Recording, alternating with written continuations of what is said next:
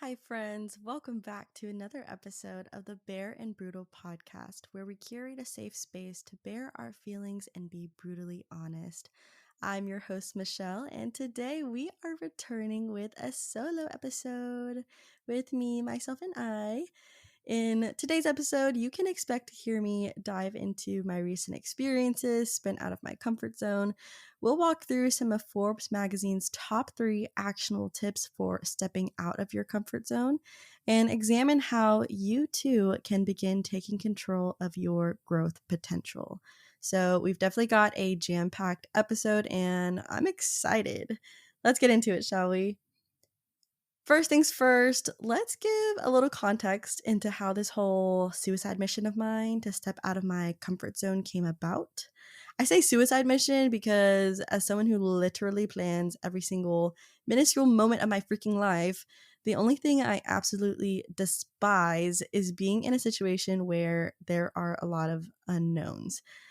I plan because it brings my little anxious mind comfort. It is purely a survival tactic.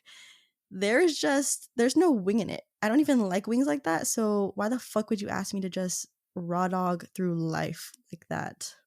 Anyway, now that it is clear how repulsed I am by risk, what spurred this deep plunge into the deep end of an introvert's literal worst nightmare, you might ask?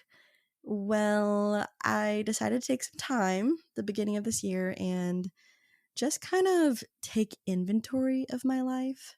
If you are a loyal listener, then you know that I dropped a catastrophic bomb in my life last year and decided to quit my job as a teacher and, have no fucking idea what I was going to do next. I think it was around the December mark where I realized, shit, this whole discovering my next passion and life trajectory thing is not progressing as quickly as I hoped. I had no direction. And I know that's kind of the beauty of your 20s. I mean, I wouldn't necessarily say it's the beauty, but it is like the rite of passage, the quintessential experience of being in your 20s, right? Where we really out here like it's our first day, because it is, trying to figure out who we are, and we're supposed to be lost, and that's okay, but I think we could all use a little more direction, a little more guidance, because bitch, if we don't get at least a handle on what we want and how the hell, like how are we supposed to discover where we want to go if we don't know what we want? So, yeah, my ass just got stuck roaming around, ass up, shitting, crying, throwing up, wondering when I was going to magically find myself while I was just sitting at home fucking binging Criminal Minds and learning how to crochet. Like I'm so grateful, don't get me wrong, for that time, and I'm so fortunate that I got that much needed time of rest and reset. But then somewhere along the way it turned into me just getting lost in being lost, if that makes sense. If you can relate to this experience, if you also feel like you have no clue where to begin or how to find direction, here is my completely unqualified expert advice that I can give you. Girl, go put on some real pants, like ones with real pockets and a zipper and a button, and get out and experience something new. I I had interests, right? Like I knew the things I was good at and passionate about, but I didn't do anything to lean into those interests and skill sets. We have to try new things and immerse ourselves in new experiences and be uncomfortable if we want to get to the bottom of who we are and what we want out of life, right? Like we have the delulu thoughts, but we don't have the delulu actions to back them up. If I was telling myself that I could see myself with a successful podcast with a huge base of listeners, how the fuck was I supposed to get there if I wasn't emulating what a host of a successful podcast would do? Like how did I expect to get there if I wasn't willing to put myself out there and connect with people? How are we supposed to know if we're capable of what we think we are, if we don't open ourselves up to the opportunities to grow into becoming that person. So I kind of just said, okay, let's go crazy, let's go stupid with it. So since the start of 2024, I would say anytime an opportunity presents itself to me that makes me uncomfortable, that, makes me clench my booty hole a little tighter at the side of it, I just say yes. Clenched booty hole and all, because I'm trying to grow. I'm trying to step into this era of being uncomfortable. Yeah, for example, I got invited to a networking event by another podcast host back in March, and I literally gagged at the mention of networking, but I told myself, okay, Michelle, mama ain't raised no bitch. Literally just show up. It's 2 hours of my time. What's the worst thing that can happen? But also, what is the absolute best thing that can happen? And shifting that mindset has truly helped me soldier through kind of the initial anxiety and discomfort of the unknown. So that actually brings me to one of the actionable tips for stepping out of your comfort zone that I read from a Forbes article.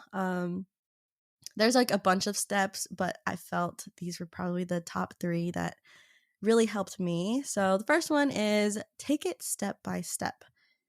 It sounds so simple, but I think there's so much anticipation that your mind creates when you think of trying something new. Like, we place so much expectation on ourselves to go big or go home, but stepping out of your comfort zone doesn't have to be this whole all or nothing mentality. Like, I think we hear so many sensational stories of people quitting their jobs and creating a startup or cashing out their whole retirement and going backpacking around Europe. But it can also be something as simple as buying an online course in a field that interests you, but maybe you're like unsure about it, you know? Or for me, maybe going to a restaurant and not obsessing over the menu on Google before I go, just fucking raw dogging it and going to the restaurant and choosing whatever I want spontaneously on the menu. That would be a really new thing for me, believe it or not. I might be a little psycho, but that's why I'm medicated. So yeah, people's success stories, they're literally summarized into one title of an article. Like, what we don't see is people outlining all the tiny little steps that had to take place before someone made that big jump. So focus on the first step and then see if you can take another step and then another and then go from there. And as you continue putting yourself in positions where you try something new and then succeed at them on that smaller level, that only builds more confidence in your brain. Like, when we gain that consistent positive response over time, we then have the confidence to tackle the bigger things. Like, oh my gosh, I went to this new restaurant and I didn't look at the menu, girl. All of a sudden, I'm opening my own restaurant. maybe not that exact progression, but you get my point. Okay, I hope you get my point.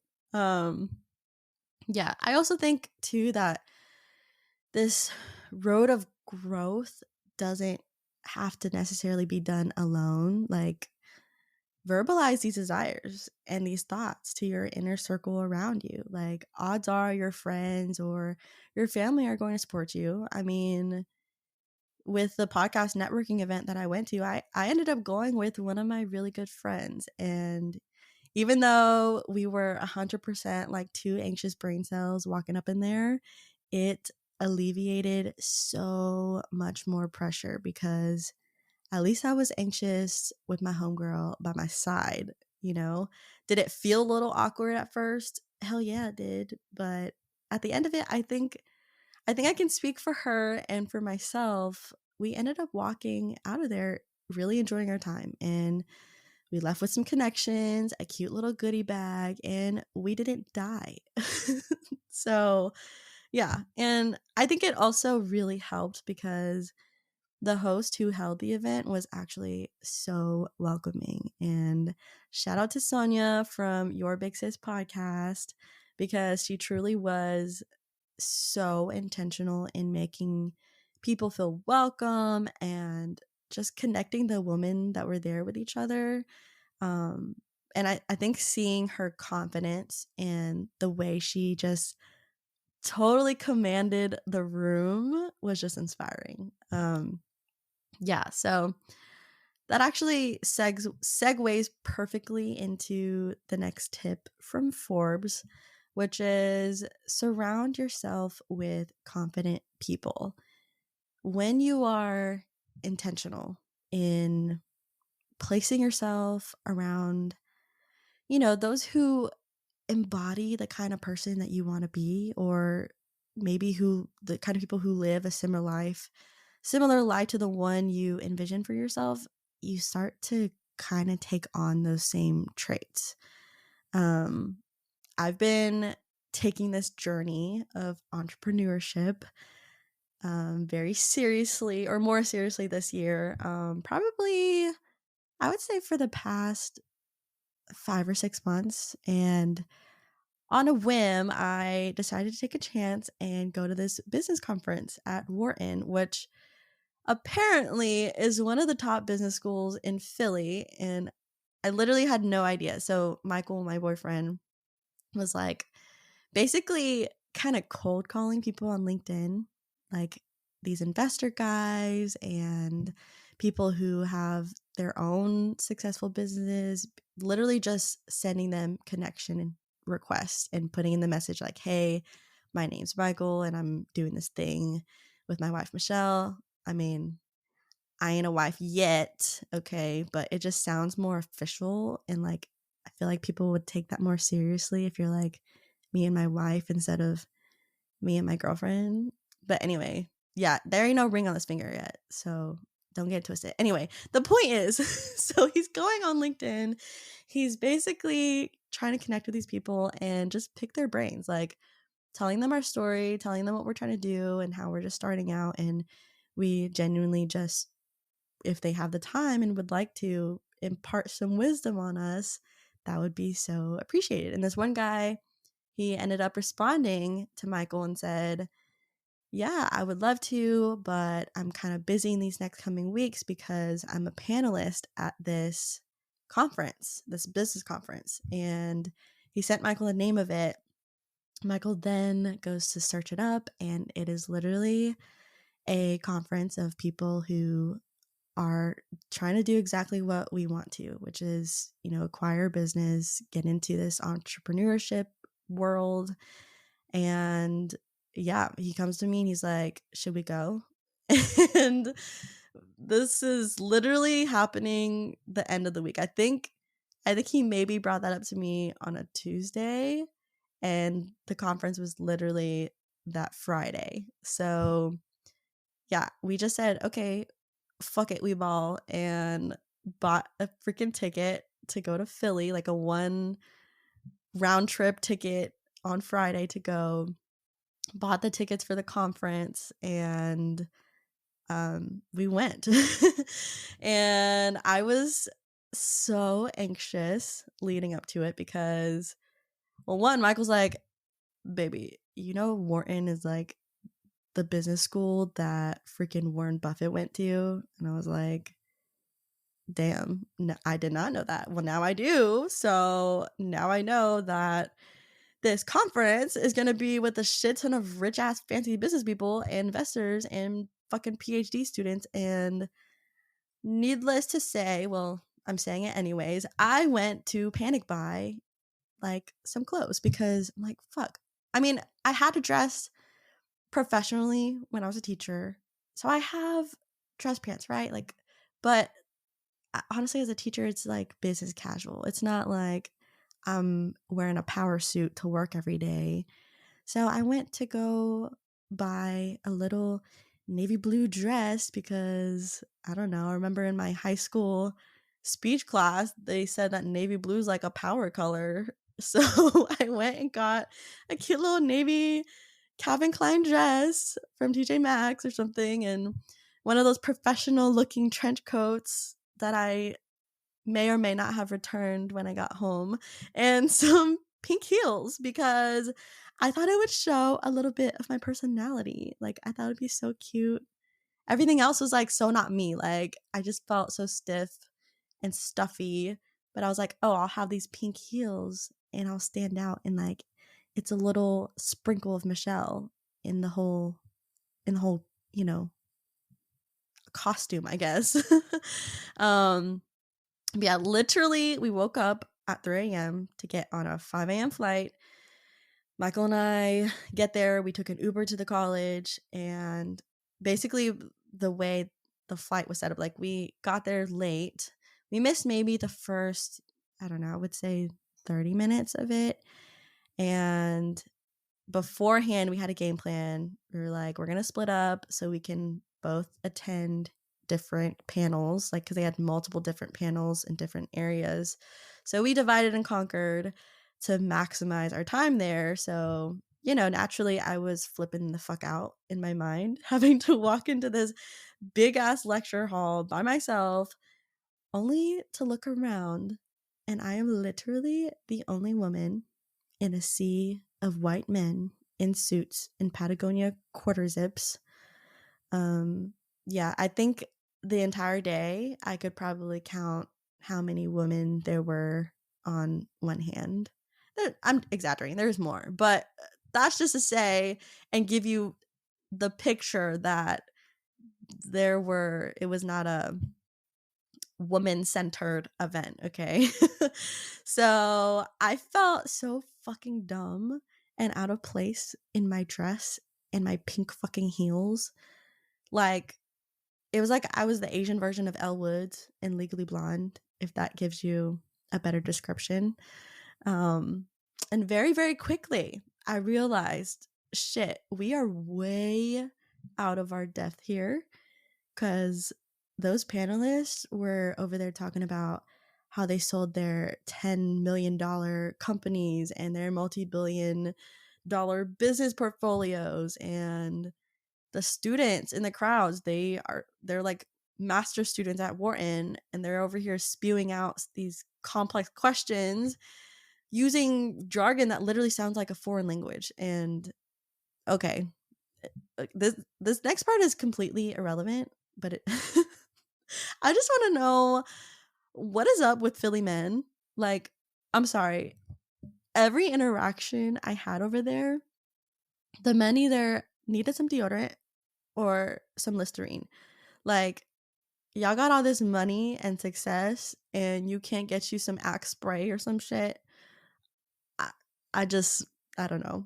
I was also so hyped to eat a real Philly cheesesteak from the city itself, but it was just okay. Like, we went to one that Michael's friend had recommended because I think he grew up in Philly, and even our Uber driver was like, oh yeah, these are really popular spots. It's like where people always go. I think he told us they filmed Fresh Prince or something. I don't know. So, yeah, I don't know. It was okay. Like, I'm sorry if I get some hate for this, but I honestly liked the ones from that one chain in the mall food court that always gives out those free samples. And they have like flavored lemonades. I don't know if y'all know what I'm talking about. What is it called? I think it's Charlie's Cheesesteaks. I don't know. But if you know, like if you gone in the mall, they most likely have one of these. But anyways, no respect to y'all if you're from Philly. Maybe I just need to take another trip back and someone can help get some redemption for Philly, because that trip was not it. I mean, we literally were there for such a short time. The whole time we were in that conference, and then we had a little bit left to go get some Philly cheesesteaks, and then we went to the airport. So yeah, woke up at 3 a.m. We got back in Texas, I think, probably around like 1 in the morning. So we were exhausted, but overall the theme for that conference for us was just a constant state of what the fuck is going on. But bringing it back to the Forbes tip though, once I got over my initial shock and feeling like an imposter and being very painfully aware that I didn't fit in, I realized that, it's okay to not be the smartest or most qualified person in the room. I was there to try something new. I was there to learn valuable insights from people who've accomplished really cool shit. And everyone has to start from somewhere. So overall, surround yourself with confident people, people with the intimidating resumes, people that make you feel way out of your depth, because you can learn so much. And by immersing ourselves in the environments we wish to be in, eventually we start to subconsciously change our behavior and model after those around us. So yeah, it was a positive experience. And I would just say, from where I was in January of this year to now May, what is it? It's like 4 days into May now. I think that I have grown so much. If I can just take a moment to tap myself on the back, I think that I went and made this goal to put myself out there and purposefully and intentionally put myself out of my comfort zone, right? And I'm just proud of myself.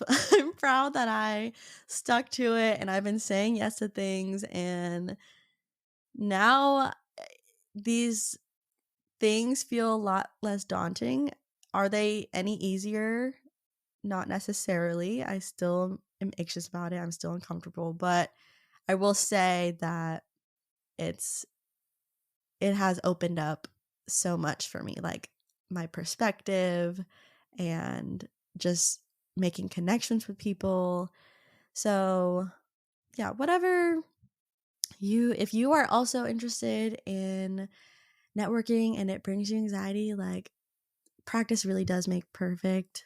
I'm nowhere near perfect, but just exposing yourself to those uncomfortable situations that you're avoiding, over time, slowly, it gets a little better. It gets a bit more tolerable and not so anxiety inducing. Hey, beautiful people. This is Erica from the Behind the Silk podcast, a show dedicated to helping you, the busy millennial, prioritize self-care and elevate your skincare. Just the thought of juggling work, a social life, self-care, and a skincare routine, along with all the other stresses of daily life, makes me anxious. And I know I can't be the only one. So if you're ready to come along on a rediscovery journey and receive practical tips, expert advice, and hear some interesting stories I never thought would leave the archives, then definitely check out Behind the Silk podcast, available on all podcast platforms. So that brings me to the last tip that I will impart y'all with from the Forbes article. It is to tune into your desired reality. Now, I alluded to this a little bit earlier, but we talk about this idea of manifesting so much now. I feel like it's a huge buzzword on social media, like the law of manifestation. I be getting like those videos where that woman's like taking tarot cards and like shuffling her hands and shit. And she's like, "Oh my gosh, I'm getting a message for you." And I look at the likes and it's like 500,000 people liked it. And I'm like, was this the message for all of us? Are we all manifesting the same thing? But yeah, I do think there is something to it, right? How your thoughts can come true and how like what you believe, the beliefs you have, they dictate a lot of how you like make decisions and how you live your life. But I think that's only one part of the equation. So I would say take some time to self-reflect and take inventory of your life, right? Like evaluate what you're doing and ask yourself, are those things going to help you get to the reality that you want? And how long is it going to take if you changed absolutely nothing in your life right now? Maybe you are a complete rock star and your daily habits are already, geared toward being the best you. But if not, if you didn't change anything, how close would you get to obtaining that reality? And if you're not happy with that, it's time for you to decide what you're going to do to change it. And we are creatures of habit. And if we want a different outcome, we have to start generating different inputs. You know what I'm saying? Like, how can I change one action or one limiting belief? And in what way can I change it in order for me to get that much closer to the results that I want? So I would say take an almost systematic approach to it, coming from a Virgo who loves to plan everything, Make sure your plan to make these changes are SMART goals. SMART as in the acronym. And here's my teacher side coming out in me again, but make sure that these changes are SMART. They're, what is it? Specific, measurable, achievable, realistic, and timely. So set yourself up for success. Don't say that your goal is I don't know, to do a triathlon by May when it's April 2nd and the only way you know how to swim is the doggy paddle. Like, envision what you want, devise a specific plan to get you there, make sure that they're smart, like it's actually attainable and realistic, and then execute with consistency. I know it is so much easier said than done, but like I said, start off small. Just try. Like, release yourself from the pressure to execute things perfectly. Give yourself permission to fucking suck and to make some mistakes and then learn from them and just try again. Like, it's okay, girl. I'm saying that to myself too, because I need that reminder. Like, it is so hard to just do things that I'm not good at. Like, I hate it. Like, I don't want to do it if I'm gonna suck. But that's what this time is for.